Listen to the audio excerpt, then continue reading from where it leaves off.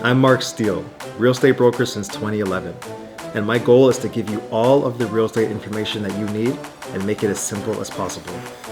You're listening to the Simple Real Estate Podcast.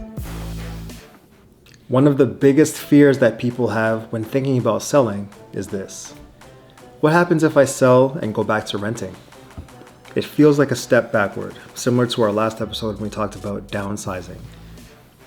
But in many cases, renting is actually a very strategic move and not a setback. So let's break this down in a very honest way. Homeownership is often seen as the goal. We heard about it growing up. Everyone should own a property, white picket fence, all of those things, and for good reason. Equity, stability, long-term growth. Owning property can contribute all of these things to your life. But it is not always the right move for every season of life, especially when debt and financial pressure are involved. Selling and renting can create something very powerful for yourself.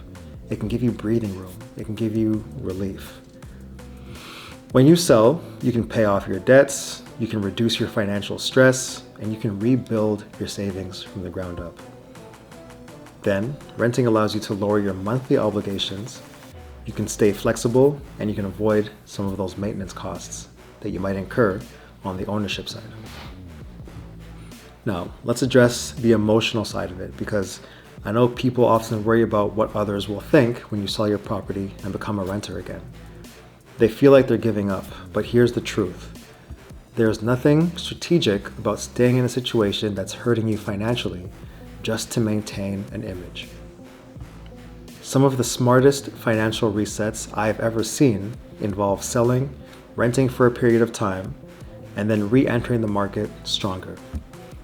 This could improve your credit, give you more savings, and give you more clarity at the end of the day. And in a market like Ontario, timing truly does matter. If you sell high, reset, and then buy strategically later on, that can be a win for you. This is something I've walked clients through personally, and I'd be happy to do the same thing for you. And once those clients were on the other side, the relief was immediate. So if renting feels like a step backward to you, let's just talk it through. We can walk through the numbers and see what makes sense for you to potentially sell your property and rent something else. Because when it's done right and it's done based on a plan that works best for you in your future, it can actually help be a step toward a much stronger financial future. So reach out, we can talk about it with no pressure, no obligation, and no rush. I'll help you map it out clearly so you can see what really works best for you and your family.